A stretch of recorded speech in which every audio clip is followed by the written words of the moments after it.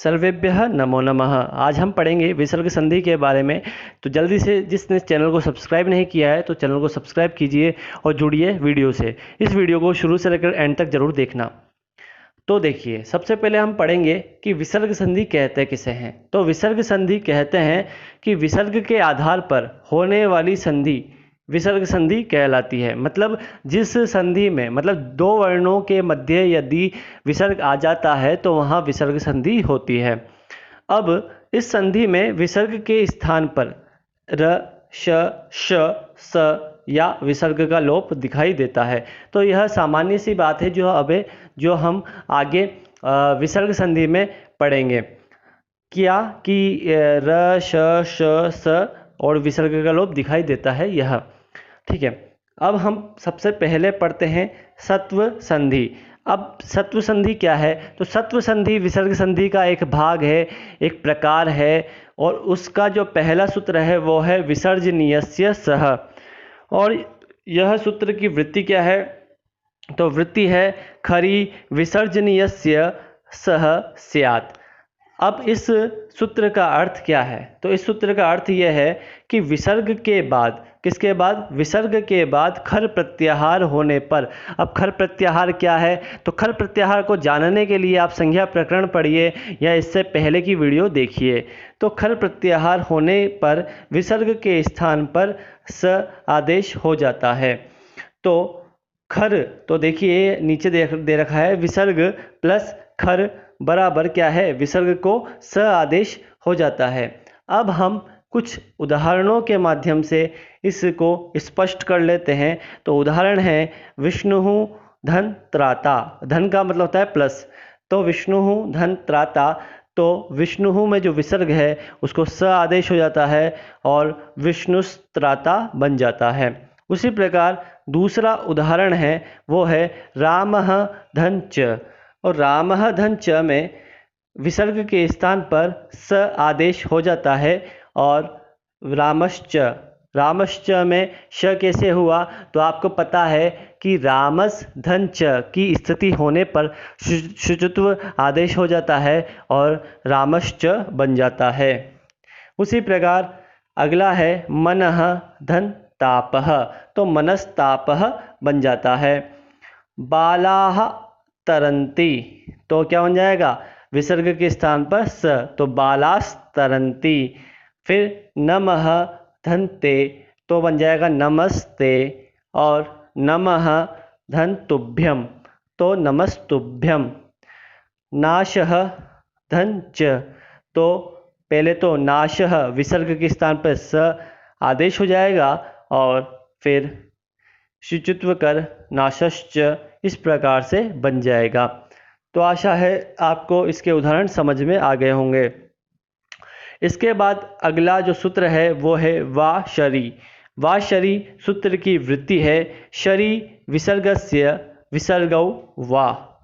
और यह वृत्ति कहती है कि शर प्रत्याहार बाद में होने पर, मतलब जो शर प्रत्याहार बाद में होने पर विसर्ग को विकल्प से विसर्ग आदेश हो जाता है। क्या आदेश हो जाता है? विसर्ग आदेश हो जाता है, लेकिन विकल्प से।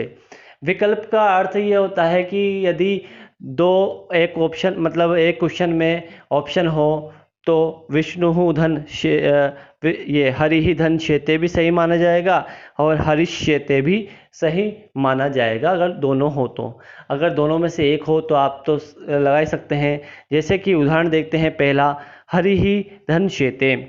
अब इसमें विसर्ग के बाद क्या आया है? श आया है, शर प्रत्याहार आया है, तो हरि ही शेते बना देंगे। और यदि हरिष्येते होगा तो इसको भी हम कर सकते हैं विकल्पात्मक दृष्टि से। उसी प्रकार नृपः धन षष्ठः। नृपः धन षष्ठ, तो नृपः षष्ठः और नृपषष्ठः भी बन सकता है। पुरुषः और शेते, तो पुरुषः शेते या पुरुष शेते बन सकता है।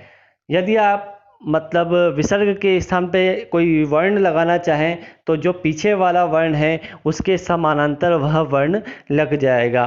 जैसे रामः धनश्येते, रामश्येते कैसे बना, अगर ये पीछे वाला हम देखें, रामश्येते के पीछे वाला रामश्येते कैसे बना, तो विसर्ग के स्थान पे स आ जाएगा और फिर शुचित्व कर रामश्येते बन जाएगा। फिर सर्पः धन सरति, तो सर्पः सरति और सर्पः सरति दोनों हो सकते हैं। तो आशा है आपको इसके उदाहरण समझ में आ गए होंगे। अब हम पढ़ते हैं अगली संधि जो है ऋत्व संधि। ऋत्व संधि में हम सबसे पहले जानेंगे, पहला जो सूत्र है वो है सस जुषो रूहु। सस जुषो रूहु सूत्र कहता है कि पदान्तस्य सस्य सजुष शब्दस्य चरुहु स्यात्, मतलब सकारांत पद तथा सजुष के शकार के स्थान पर रू मतलब र आदेश हो जाता है। तो किस किस के स्थान पर र आदेश होगा, तो स और श, जिस पद के अंत में स और श हो और वह अकारांत हो तो वहाँ पर विसर्ग के मतलब स और श के स्थान पर र आदेश हो जाएगा। तो देखिए पहला उदाहरण है वो है हरिस धन अवदत। तो यहाँ पर हरि के स को र आदेश हो जाता है और हरि रवदत बन जाता है। ठीक है, ये र पीछे जो लग रहा है वो मिसप्रिंट है, तो आप इस पर ध्यान न दें। इस पर बन जाएगा हरि रवदत, जो पीछे हलंत लग जाएगा। उसी प्रकार सजुष धन ऋषि भी, तो सजुष धन ऋषि भी में श के स्थान पर क्या आदेश हो जाएगा, र आदेश हो जाएगा और सजुर ऋषि भी बन जाएगा। तो आशा है आपको समझ में आ गया होगा इसका। अब हम कुछ और उदाहरण भी देख लेते हैं जिससे हमें यह स्पष्ट हो जाएगा। तो देखिए पहला उदाहरण है गुरोस धन भाषणम। तो स के स्थान पर र आदेश हो जाता है तो गुरोर भाषणम बन जाएगा।